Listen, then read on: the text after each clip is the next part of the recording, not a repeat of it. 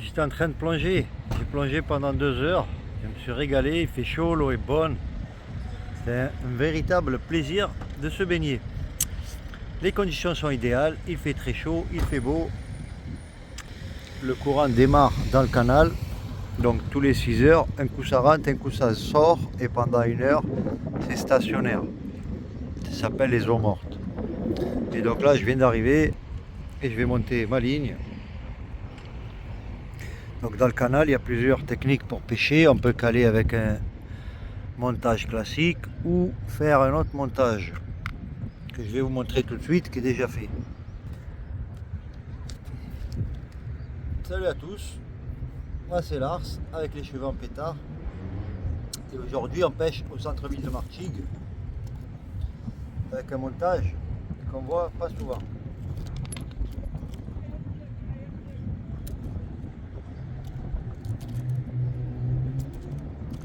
On recycle le carton.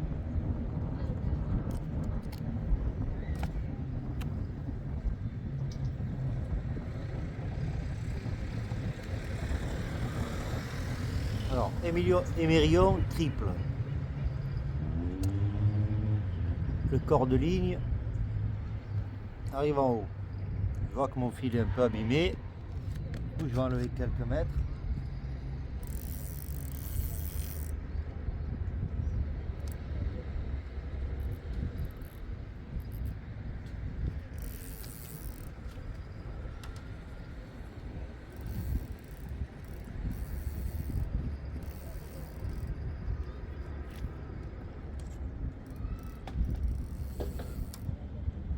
Sait-on jamais.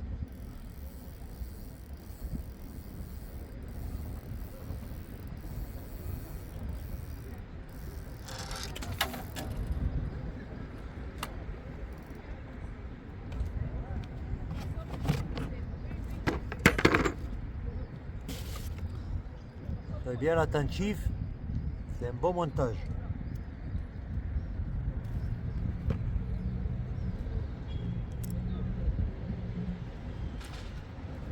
Donc émerion triple. On raccorde le corps de ligne sur celui du haut. Ici viendra l'appât au milieu et en bas il vient le plomb. Donc le nœud fait passer le fil dans la boucle, dans l'anneau. On fait tourner 1, 2, 3, 4, 5, 6, 7, 8, 9 pour ma maman. Et ensuite, où il y a le dernier, ici, là, on fait passer le fil là-dedans. Comme ça. Hop. Pas dans l'anneau, mais dans la dernière boucle. On humidifie bien pour pas que ça chauffe et on serre. Et c'est bon. L'excédent de fil, on le met dans son seau.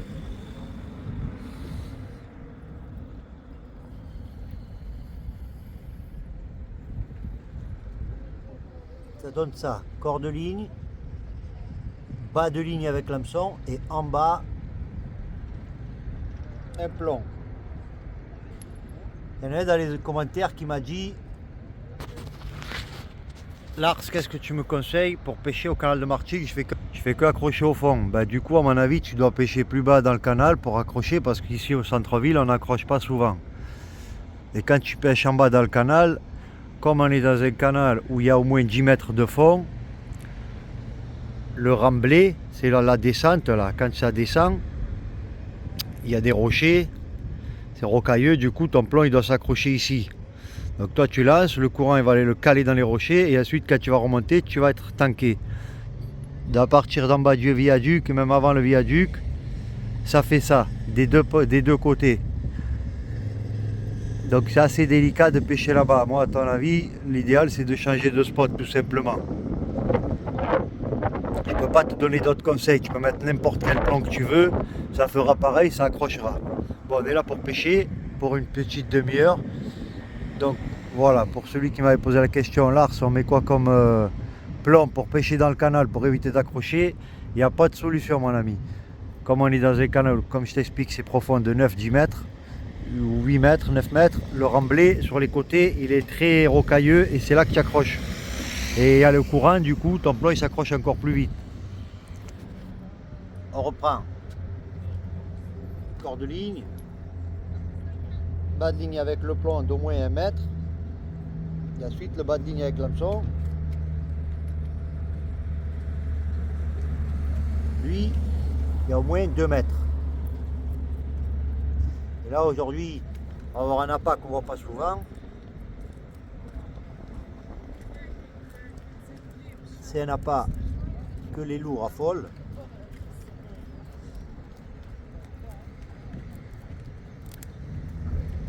D'abord je dois nettoyer mon hameçon parce que la dernière fois j'avais mis, en plus c'est un petit hameçon,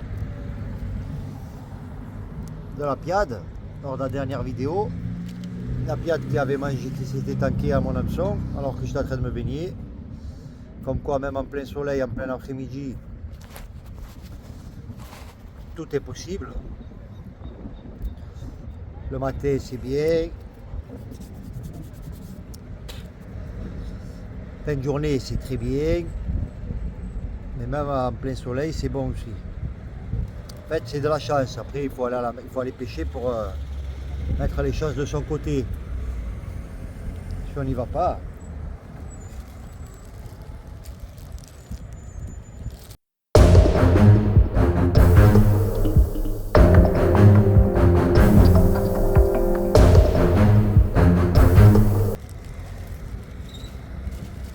Je vais mettre la plus petite des deux. Ça, ceci est une sole. Ça, le loup, il en raffole. Et nous, l'été, ici,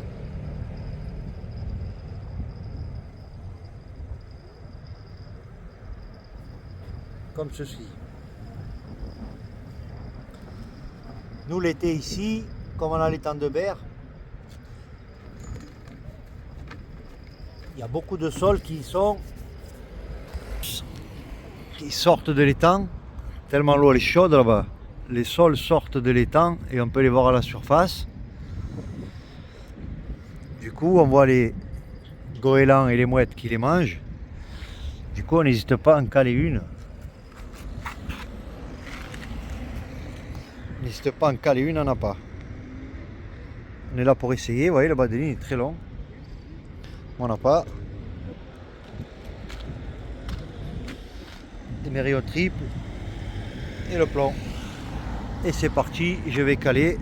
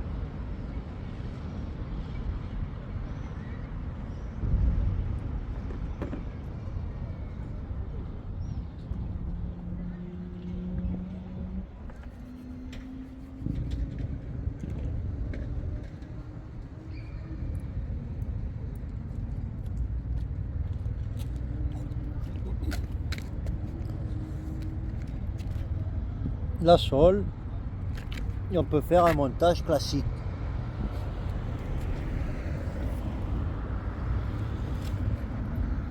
Plomb, perle, émerillon. Par contre, un long bas de ligne. Long bas de ligne d'environ presque 2 mètres. Par contre, ici, comme vous avez pu voir, il y a les fils électriques en hauteur. Donc faites gaffe quand vous lancez. Il y a les câbles électriques. D'ailleurs, il y a des lignes qui sont prises. Donc faites gaffe. Comment vous lancez, de ne pas lancer trop haut, enfin de ne pas mettre la canne trop droite. De toute façon, vous n'avez pas besoin de lancer loin, vous êtes dans un canal, il ne fait même pas 20 mètres de large, donc pas besoin de lancer loin. Là, j'ai envoyé une canne au milieu du canal, elle a commencé à se caler sur la gauche, le courant il sort, et là je vais envoyer une beaucoup plus près, pour pas que mes fils s'en mêlent, sinon avec le courant ça s'en mêle.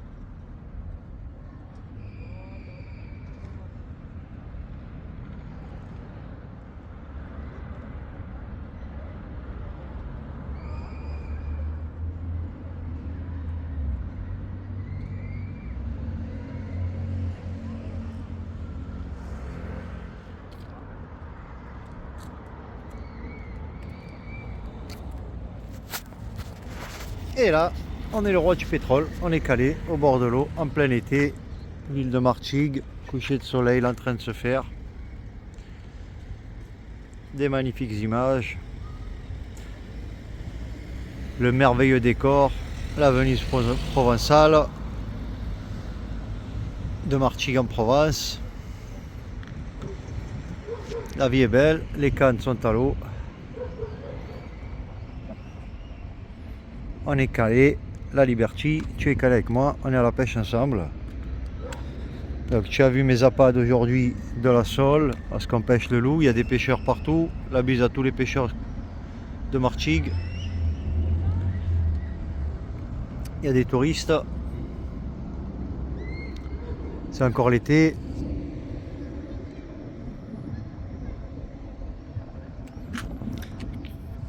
Tu oublies surtout pas de desserrer ton frein au cas où il y a un départ quand tu pêches à la sole. Ça peut être un loup d'1 kg, 2 kg, 3 kg, 4 kg, 5 kg. C'est vraiment, tout est possible là. Quand elle est à la sole, tu peux faire un très gros poisson. Comme avec un petit museau. Ah oui, ici je vois des aiguilles. Je ne pense pas qu'on va arriver à les voir. Elles sont assez profondes. Là. Ça aussi, excellent appât. Mais bon, il faut arriver à les attraper à l'épuisette. Être très très rapide. Il n'y a plus de soleil, du coup on ne voit pas le fond, on ne voit pas la vie, mais il y a beaucoup de poissons qui remontent à contre-courant, que ce soit des petits muges ou des sols. Les sols sont plutôt emportés par le courant.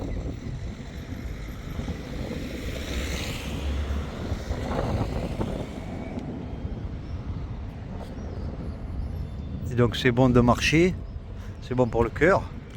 Donc tu achètes tes cannes comme ça, tu les cales. Ensuite tu vas marcher, elle va pas frais mais elle va un petit vent léger. D'ailleurs vous voyez là il y a un plomb qui est resté, l'autre c'est quoi ça? Ah, la moule un jour, la moule toujours. Une petite semence. Dans la ville de Martigues, ici à côté, un esque, waouh, un plomb.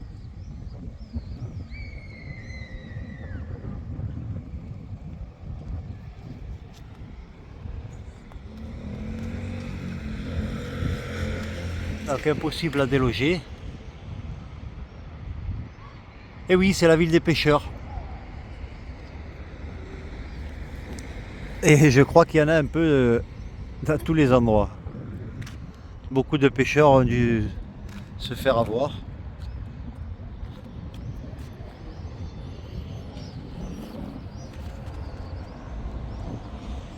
Il y a des moules au bord, parfois il y a des crabes.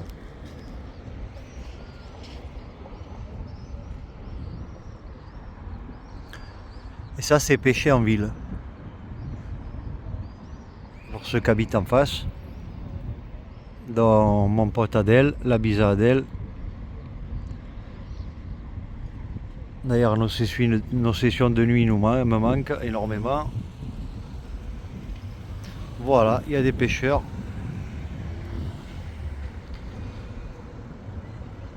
Tous les 20-30 mètres.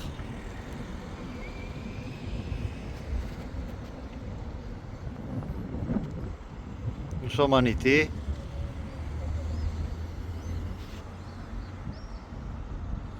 J'ai pas sorti de Salabre.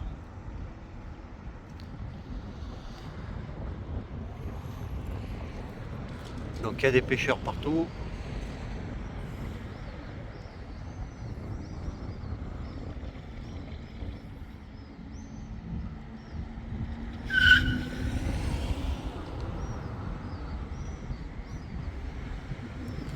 Notre magnifique viaduc de Martigues.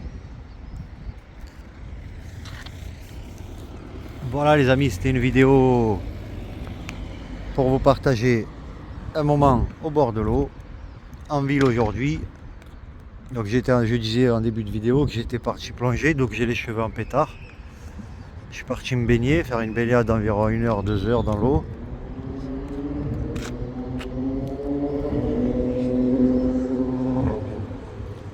J'améliore mon apnée au fur et à mesure des sorties. Zoé Noé, tu m'avais dit, malheureux, ne laisse pas le fil de harpon se balader comme ça. En fait, à la base, il était un peu plus long. Mais à la base, il était un peu plus long, mon fil d'harpon. Et à chaque fois qu'il s'abîme, je le raccourcis.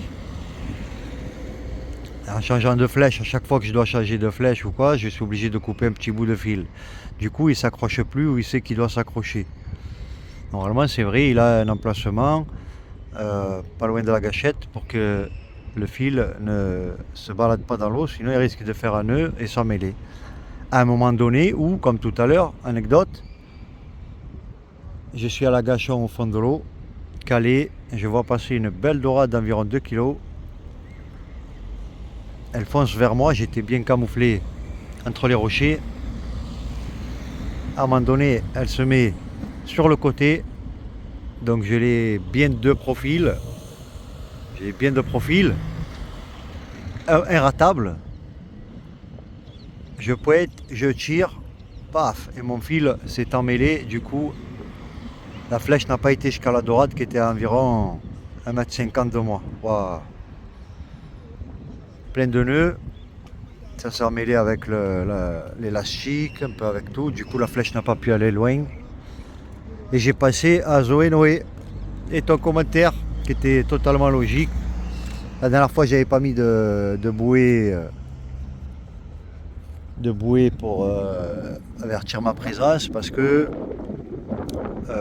je pêchais dans la zone baignable et que normalement il n'y a pas de bateau qui vient jusque là. Donc j'étais pas inquiet, je reste vraiment au bord. Quand je suis au harpon en plage, je me mets côté jig en pierre, jig de roche. Et je reste à la Gachon dans les rochers au bord. Je ne dépasse pas les 3 mètres du bord.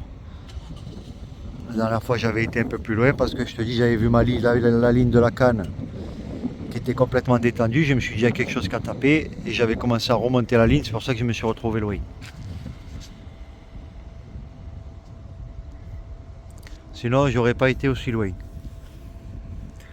D'ailleurs sur ce spot j'avais vu un banc de rouget d'environ 2000 rougets, c'était incroyable. Comme c'est du sable au fond, il y avait un tapis de rouget, vraiment le sol était tapissé, il y avait environ 2000 rougets de toutes les tailles, il n'y avait pas de gros, il y avait des moyens, des petits, mais c'était waouh, la nature a foi les manettes. Parfois je mets le harpon à l'eau, mais pas forcément pour tirer, je vais vraiment attendre de tirer un gros poisson, sinon je ne tire pas. Je prends plaisir de visiter ce monde sous-marin, de l'invisible, parce que là à la surface on ne sait pas ce qui se passe au fond. Mais il s'en passe des choses. On connaît pas mal de noms et d'espèces de poissons de la Méditerranée, mais il y en a au moins plus de 50% qui ne sont pas répertoriés et qui ne sont pas connus. Donc moi je profite de me balader sous l'eau, ne plus avoir le bruit extérieur, être sous l'eau, avoir le son parfois des cailloux qui bougent, mais voilà, c'est pour changer de décor, profiter de la faune et la flore marine qui me font beaucoup de bien. Et en même temps, comme je dis, ça me fait une échappée sous l'eau, ça me fait oublier les bruits de la ville, les bruits de la vie de tous les jours. Je recherche le calme. Et voilà, le monde de l'invisible aussi. Voilà les amis, je ne sais pas si ça va taper, ça peut taper maintenant, ça peut taper un peu plus tard. En tout cas, le courant, vous voyez les fils, les cantes sont tendues, le fil se tend tout seul. On voit l'écume que le courant tire sur la gauche. Il y a même des micro-poissons quoi.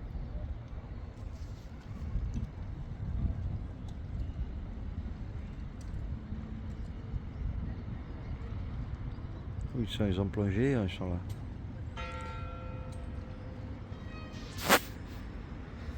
Il y a de toutes sortes de poissons, de toutes sortes de tailles. C'est vraiment incroyable la mer.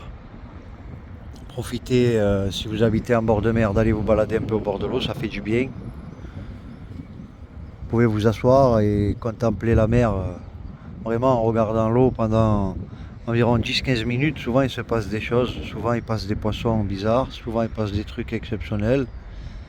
Il commence à y avoir du remous, le courant commence à se lancer. Et donc le courant va faire que ma sole va nager. La sole va nager, créer des vibrations. Et comme vous le savez, le loup est attiré par les vibrations. Donc c'est propice à attraper un loup, surtout à l'heure du coucher de soleil. Sur ce, la bise salée de la mer à tous. Je vous embrasse avec mes cheveux en pétard, ne m'en voulez pas. Je sors de plongée. C'est une baignade qui m'a fait beaucoup de bien parce qu'il fait très chaud. J'en arrive à dire vivement l'hiver et la fraîcheur pour pouvoir bien dormir la nuit. Merci à tous pour votre présence, merci à tous pour vos messages de bienveillance. J'ai les noms qui défilent dans ma tête. Mille merci à tous et je vous dis à bientôt pour une prochaine session.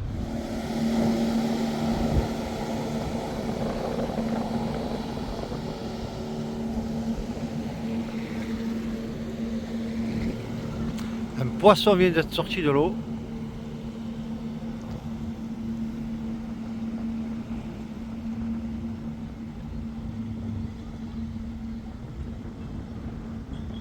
Je ne sais pas c'est quoi, j'ai pas pu voir exactement ce que c'est. Ou un petit loup. Ou un muge, je ne sais pas.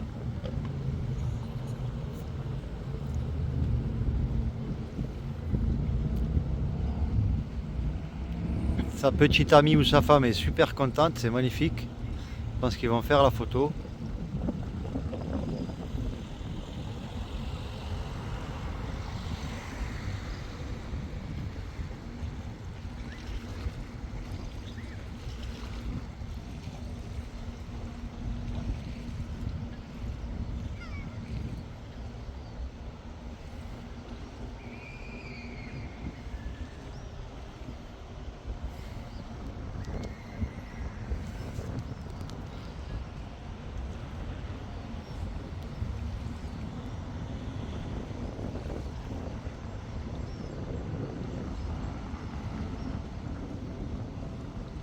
Et voilà, et ça fait des heureux.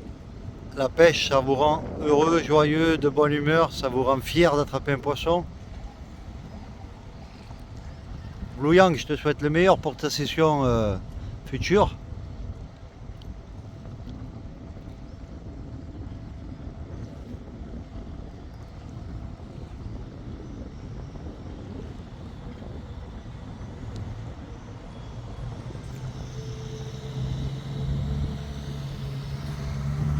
J'arrive pas à déterminer ce que c'est comme poisson.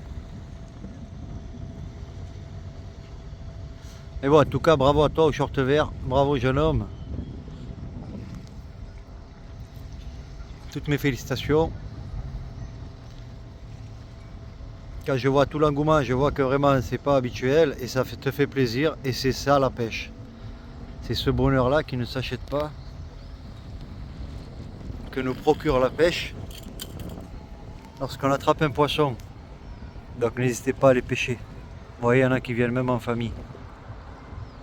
Très agréable. Il y en a qui viennent tout seuls aussi. C'est aussi bien.